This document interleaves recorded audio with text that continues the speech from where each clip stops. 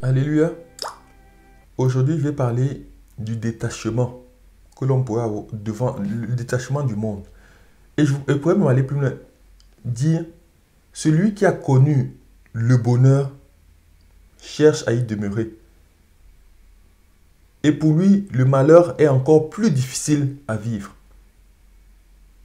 Parce qu'il a connu le bonheur. C'est comme quelqu'un qui a été toujours riche dans sa vie. Il y a des personnes pour le servir, il y a des personnes dans son quotidien qui l'aident, il ne manque jamais de nourriture, il est toujours dans un confort. Et un jour, il devient de milliardaire, il devient pauvre, il n'a même plus de maison. Mais pour lui, cette douleur est encore plus grande que quelqu'un qui a vécu étant pauvre, qui est né pauvre. C'est ainsi que celui qui a connu Dieu, celui qui a émis des prières qui sont agréables à Dieu, et Dieu lui a rendu témoignage dans son cœur pour lui dire, ta prière m'est agréable. Des fleurs qui peuvent pousser dans un jardin bien entretenu, ta fleur m'est d'un parfum véritablement excellent. Je me plais à aller dans mon jardin et à contempler la fleur que tu es. Celui qui a reçu cette parole de Dieu, il est difficile qu'il se plaise encore dans le péché. Il est difficile. On n'a même pas besoin de lui parler d'adultère, d'aller chercher la gloire au milieu de la congrégation. Non, non, non.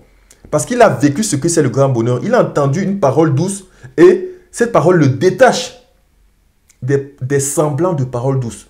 Quand tu as vu l'original, la beauté de l'original, des pâles photocopies en noir et blanc, c'est fade. Quelqu'un qui a reçu un compliment de Dieu, vous allez voir que cette personne sera très détachée des compliments qu'il pourrait recevoir des hommes. Ça peut toujours faire plaisir, mais ça n'a plus d'effet.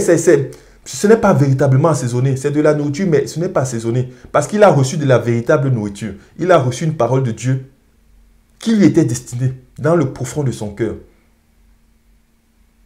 C'est pour cela, je nous incite à rechercher le véritable bonheur. Beaucoup se glorifiaient, se disaient, moi je suis juif, je connais la loi, on entre dans le christianisme, c'est nous qui devons, c'est nous qui devons. Saint Paul dit, mais de quoi vous glorifiez-vous? Il dit, je suis juif, né de juif. Dans la loi de ma génération, il y avait peu de jeunes qui avaient mes capacités. Dans le zèle pour la loi même, je suis allé jusqu'à persécuter l'église de Dieu. Et je demandais même des lettres aux sacrificateurs pour aller dans les nations, pour persécuter ce message que je trouvais contre la loi. Mais s'il faut se comparer sur cette base, vous ne me valez pas, si on doit parler en termes terre à terre. Mais j'ai considéré tout cela, même ma connaissance de la loi, comme de la boue. Parce que j'ai rencontré le Christ. Comme quelqu'un pourrait dire, j'ai été milliardaire, j'ai été honoré, invité dans les quatre coins du monde. Mais quand j'ai découvert le Christ, j'ai considéré toute cette tournure comme de la boue. Comme de la boue. Quelqu'un qui s'est tenu devant Dieu, quand il reconsidère de façon apaisée ce qui l'entoure, il y a beaucoup de choses qui commencent à considérer comme de la boue. C'est parce que nous n'avons pas la révélation que nous nous attachons à beaucoup de choses. C'est pour ça que le monde voulait lire le Seigneur Jésus, soit roi. Ils ont bien la parole, ils voulaient les lire. Non, sois notre roi. Ponce Pilate lui dit, mais est-ce que tu sais que j'ai le pouvoir de te libérer? Hérode fait le fanfaron devant lui. Mais le Seigneur Jésus dit, mais de quel pouvoir tu parles? Si je voulais être libéré, je n'aurais qu'à dépêcher 4 légions d'anges. Je serais libéré, 12 légions d'anges, je serais libéré. Mais ma gloire, la gloire que j'ai vue, la gloire même que je suis, n'a rien de comparable à tout ce dont tu es en train de parler. C'est pour ça que je ne peux pas me corrompre. Tu penses me rendre service. De quel service vas-tu me rendre? Quel honneur vas-tu me combler?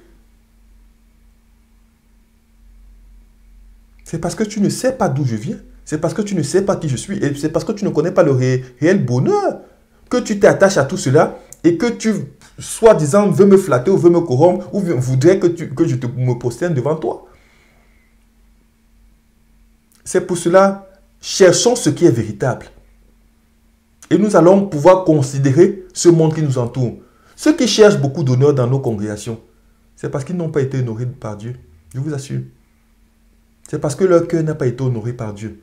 Quand quelqu'un a été honoré par Dieu, quand Dieu lui a rendu ce témoin dans le profond de son cœur, quand il la rentre dans la congrégation, il prend la première place ici à soi et il reste tranquille.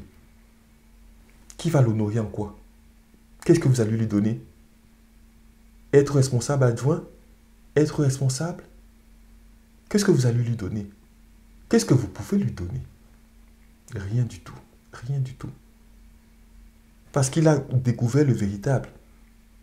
Parce qu'il a reçu un témoignage plus excellent que tous les témoignages. Parce qu'il a entendu une parole plus douce que toute la douceur que nous pourrions comprendre sur cette terre. C'est pour cela que recherchons ce qui est véritable, ce qui est vrai, le véritable bonheur. Recherchons la véritable parole. Et nous allons comprendre que nous serons détachés de beaucoup de choses. Parce que cela est ainsi. Quelqu'un qui a un milliard sur sa main, tu ne vas pas venir lui faire plaisir avec quelques milliers d'euros. Parce qu'il a le milliard sur sa main. Quelqu'un qui a la parole de Dieu dans son cœur, garde tes honneurs pour toi. Il n'en a pas besoin. Que le Seigneur nous accorde cette grâce de pouvoir recevoir la parole, sa parole dans nos cœurs. Amen.